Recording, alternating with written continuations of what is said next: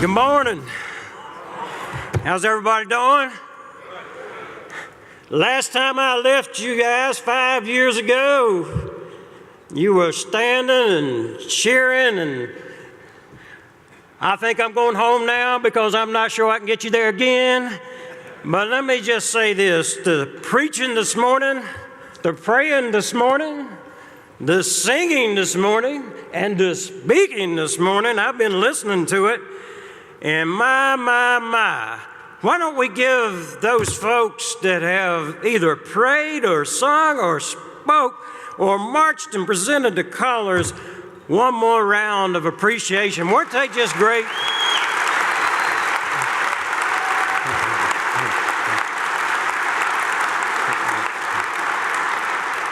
I want to thank my dear friend, President Jones, and your wonderful Secretary Treasurer Creighton for this invitation. I want to thank the other vice presidents. I know them all well. We have spent time together, but I also want to thank you for allowing me to be here today. And I'm going to have more to say here momentarily about the special relationship that I believe that the United Mine Workers and the Boilermakers International Union enjoy. But there are another group of folks here today that has allowed us to come into this auditorium and to practice freedom of speech and freedom of assembly, allowing us to elect our public officials from the Justice of the Peace to the President of the United States. And without them, we could not enjoy the fact that we are living in the greatest nation on earth. And that would be the veterans who are with us here today. Many of you know that I am a Vietnam veteran. That was mentioned by President Jones, and I thank him for that. But we have veterans of all ages here, and I would like, if you don't mind, and with the indulgence of your leaders, for the veterans in this hall today to be recognized. And if you would stand, I would appreciate it very much, because I couldn't stand up here today without you.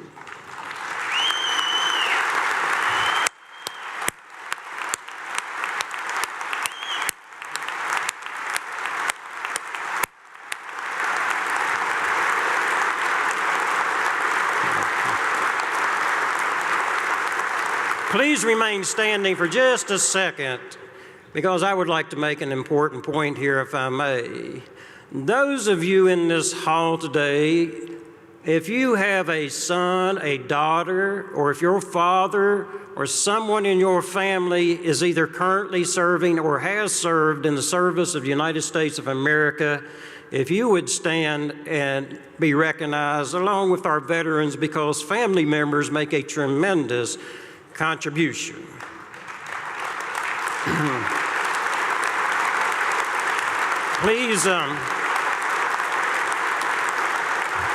Please remain standing for a second. If I don't do anything else before I leave here today, I'm going to ask you to look around. We are the most patriotic people on earth in the American labor movement.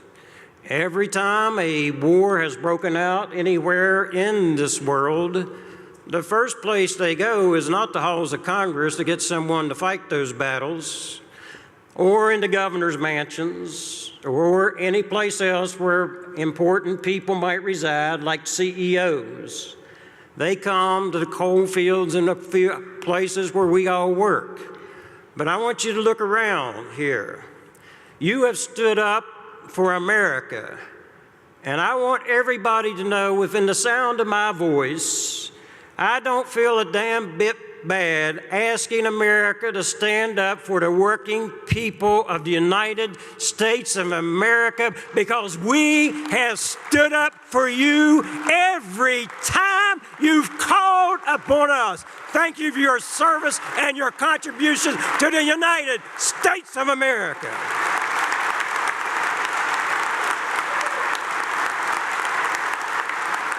Thank you.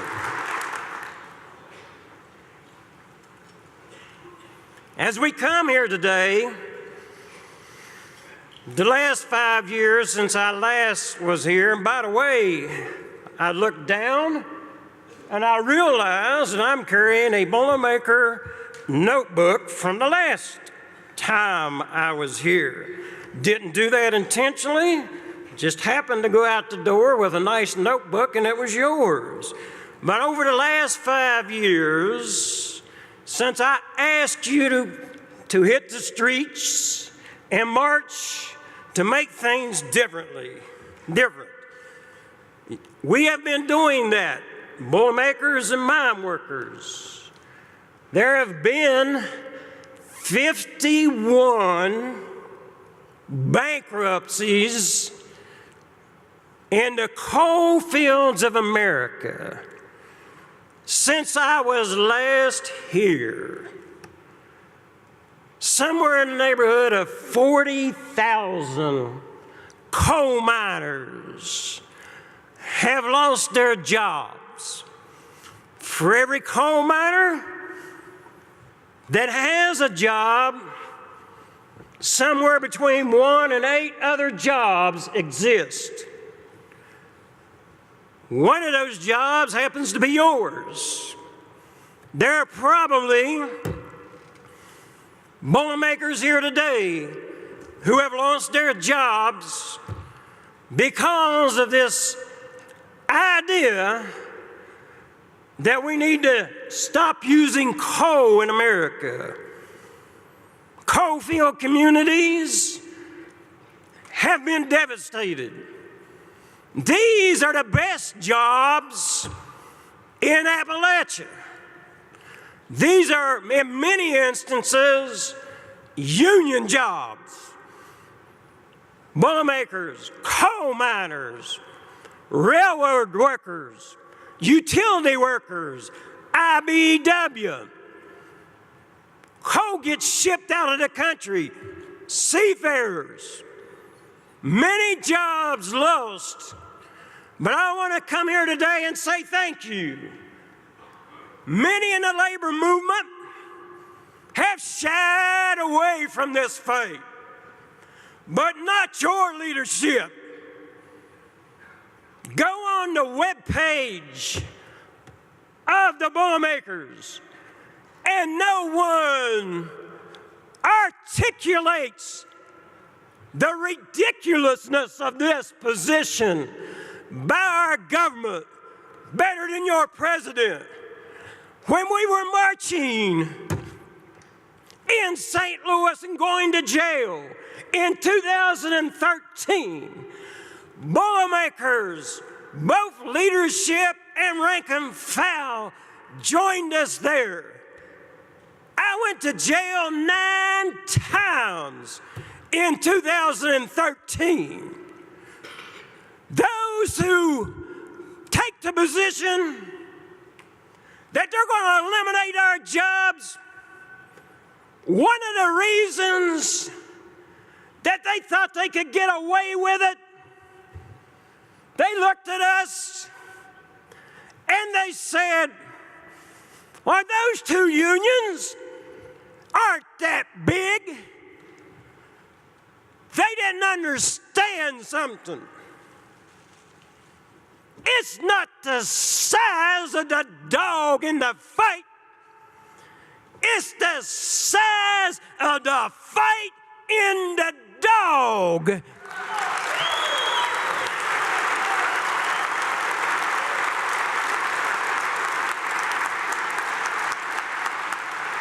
Let me tell you something. I am convinced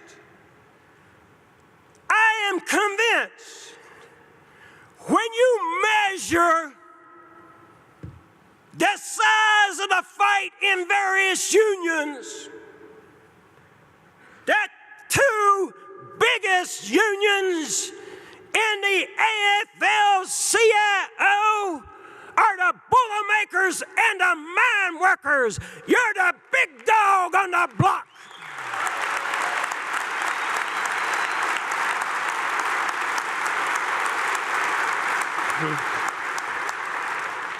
Along this hard difficult 5 years of assault on my members and on 89,000 retirees and 100,000 individuals who get their health care because of this union. Yes, people say we don't have that many coal miners anymore, but you're also going after my 97-year-old mother and her health care and her pension.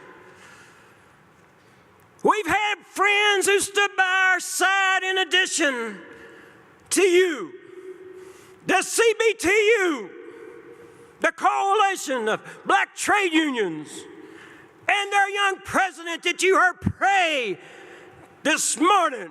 It just shows that white folks and black folks and the religious community, when we want to make a stand, the rich and the powerful have to reconsider where they stand. Oh, I was in the back when I heard Terry praying. We've had Terry speak, and we've had Terry pray for us. Most of you know I'm from a Baptist church. I had my eyes shut in the back. As Terry was praying, he was lifting me up. And he prayed some more, and I kept floating upward. Soon, I was in the clouds. And he kept praying. And a little longer, I could see the pearly gates. And I looked up and I said, well, there's St. Peter. And I called out. And Terry kept praying, St. Peter, St. Peter. It's Cecil. And St. Peter said, I don't know you. And I thought, uh-oh. St. Peter doesn't know my name. And then I said, I'm from West Virginia, St. Peter. Well, that's why I don't have your name. Because West Virginia's almost heaven and everybody gets in when they die from West Virginia. And then I kept looking. I saw this big house right over St. Peter's right shoulder. And I thought, wow, never seen a house like that in my life, Mr. President. And I said, St. Peter, is that God's house? He said, no. I said, well, whose house is it? He said, John L. Lewis's house. He just thinks he's God. And then Terry said, amen, and I'm back in the green room. Then I'm getting introduced, but I thought you might want to know how Terry lifted me up. Down through this process, I said to you the last time I was here, you know, if we just bow down to the rich, the 1%, who are running everything, and then we bow down to the judges and do what the judges order us to do, we're in trouble, brothers and sisters. We challenged the powers to be in these bankruptcies. In our first bankruptcy fight, we started marching against Peabody Coal, the largest coal company in the world. We marched against Arch Coal, the third biggest company in the world, the second biggest in this country, and Patriot. Patriot was spun off by Peabody, and all the retirees were dumped into Patriot. It was created to fail, and it did. And we said, we don't care what the law says. Peabody created this problem, and Arch created this problem, and we put anywhere from 2 to 10,000 people in St. Louis over and over and over again. And then, as we knew would happen, the judge said, these retirees are done. They don't have health care. This company doesn't have to pay into the pension plan. This contract is done, it's gone, it's over with. On the day this judge made her decision, we had literally thousands of people in the streets of St. Louis. And I spoke, and I said, on behalf of all the retirees, some of whom are dying as I speak, and in hospice as I speak, getting cancer treatment as I speak, having lungs cleaned out because of black lung as I speak, on behalf of all those who can't get out of bed, I have a message for the CEO of Peabody. I have a message for the CEO of Arch. I have a message for the CEO of Patriot. And I have a message for the judge who made this decision. All of you can kiss our ass. We're not going to work under this agreement. These are our jobs, our health care, and our pensions.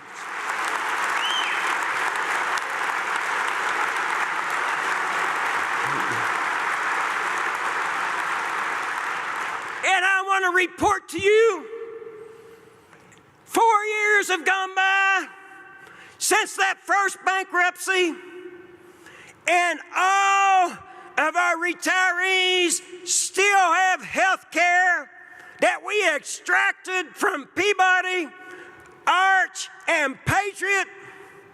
They all still have their pensions, but it's going to run out at the end of this year. We've had a bill that your union has helped us with pending for 4 years. We've got Democrat support, Republican support, but we can't get a vote in the United States Congress. You do your job every day. My father went to work 50 years in a coal mine so my mother would have health care and a pension. We did our job. I want Congress to get off their rear ends and do their job.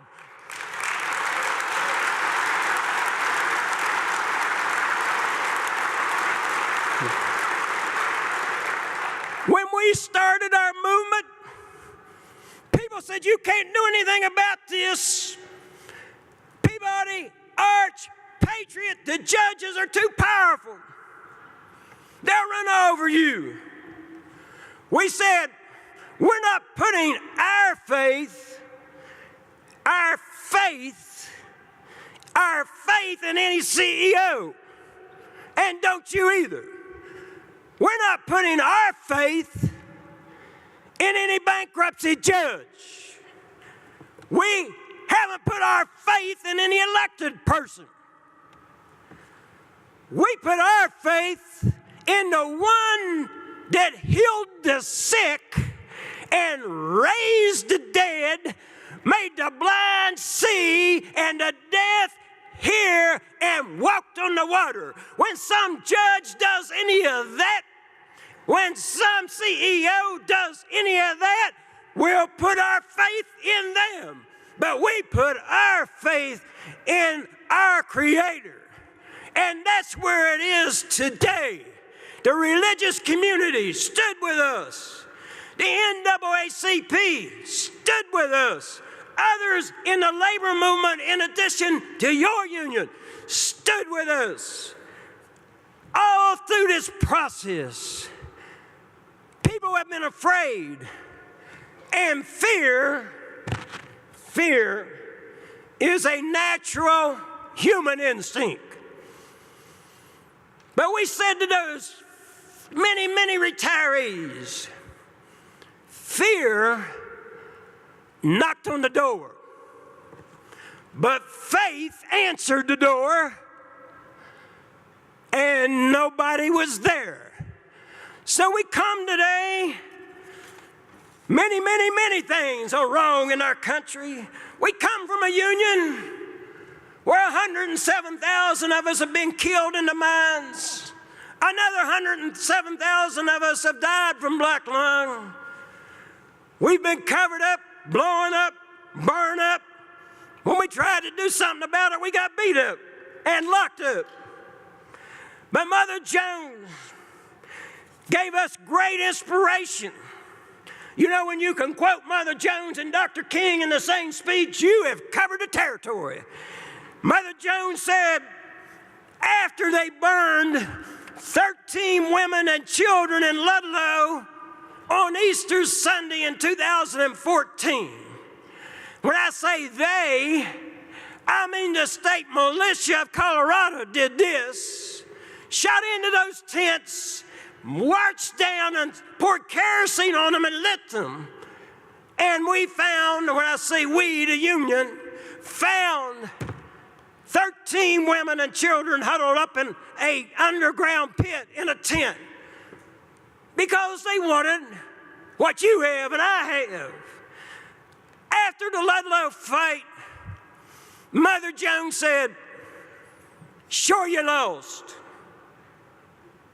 Because they had bayonets. And all you had was the Constitution of the United States. Any battle between bayonets and the Constitution of our country, bayonets will win every time, brothers and sisters. And today, the new bayonet is money. Money held by the most powerful in our society. Mother Jones went on to tell us, you've got to fight and win. You must fight and lose, but you must always fight. You must always resist. You must always fight. Today, 80% of those who work for a living haven't had a pay raise in 30 years. How long? 30 years. And everybody in here saying, well, I make more money than I used to. Yeah, you're in a union. But your neighbor may make more money than he or she made 30 years ago, but it has not kept up with inflation, so therefore it's a pay cut. At the same time, the richest have gotten richer. Our health care, our wages, our pensions, our Social Security, our Medicare is under constant attack. And they tell us, what do they tell us? That America is a government of the people, by the people, and for the people. I submit to you, our government has become a government of the money, by the money, and for the money. It's our challenge to make this government once again work for the people. Make it a government of the people, by the people, and for the people. Who are the people? We are the firefighters who saved the nation. We're the farmers who fed the nation. We're the nurses that healed the nation. We're the teachers who taught the nation. We're We're the truck drivers and the railroad engineers that move the nation. We're the police officers who protect the nation. We're the communications workers who connect the nation. Yes, we're the coal miners and the Boilermakers who energize this nation. And we have a plan to save America.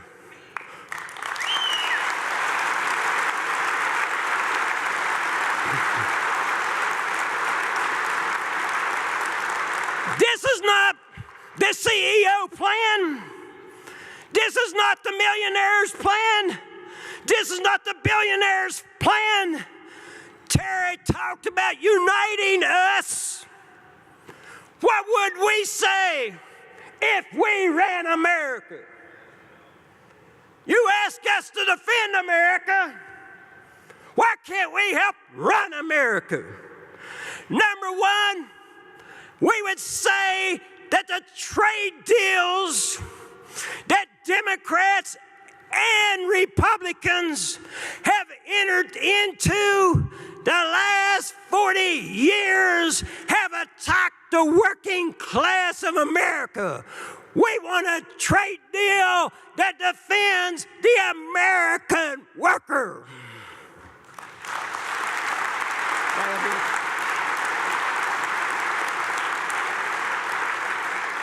Number two, we have millions and millions of people who live in poverty, but they go to work every day. There are those who would want you to believe they're just lazy, won't work. They catch the early bus. You don't see them because they're out and about at 5 a.m. They're picking fruit. They're cleaning the hospital floor. They wipe the sweat off your brow when you're sick. I submit to you, in the greatest country on earth that has given CEOs billions and billions of dollars over the last 30 years, that you have to be paid a living wage in America, not a minimum wage.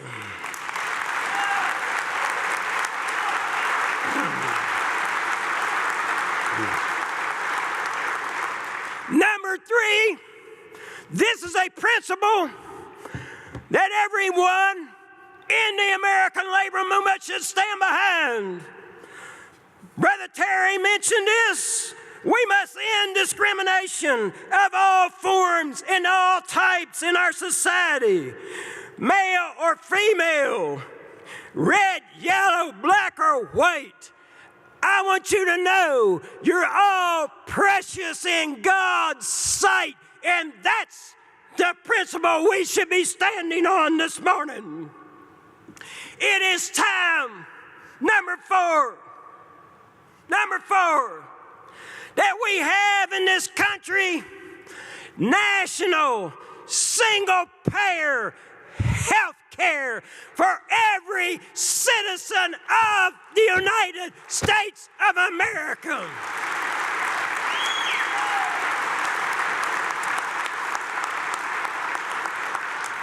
And the fifth thing that we need in our society, and the thing that we can use to fix everything else I just mentioned, give us back our God-given right to belong to the union that we choose to belong to.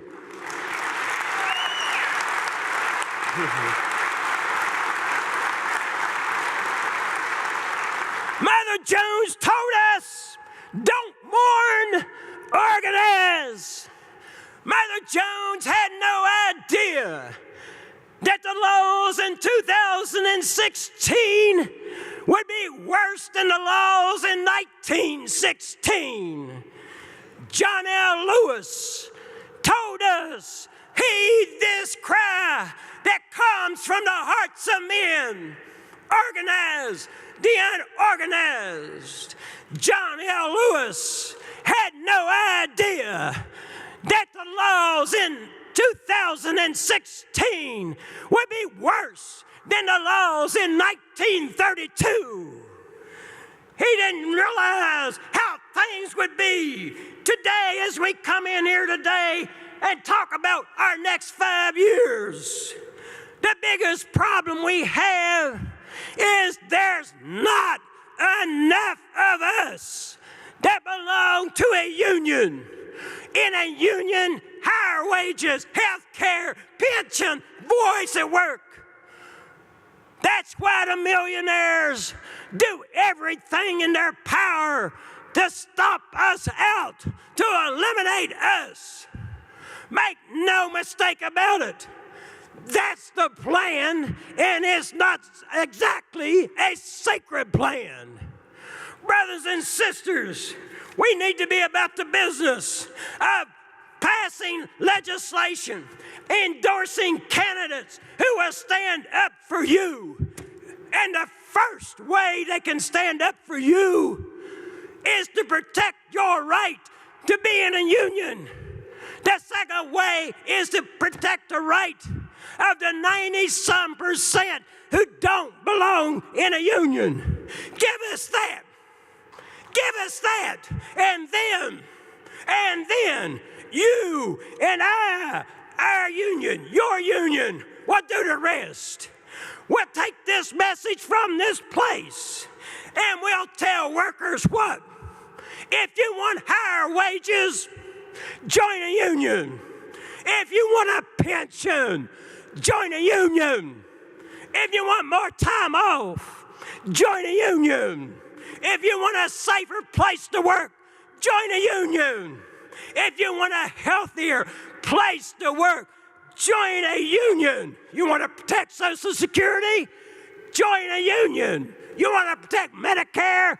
Join a union. You want a voice at work? Join a union. You want equal pay for women? Join a union. You want to end discrimination? Join a union. If you want fair trade deals, join a union. If you want the middle class to grow, join a union. And if you just want to tell the boss to kiss your ass, join a union.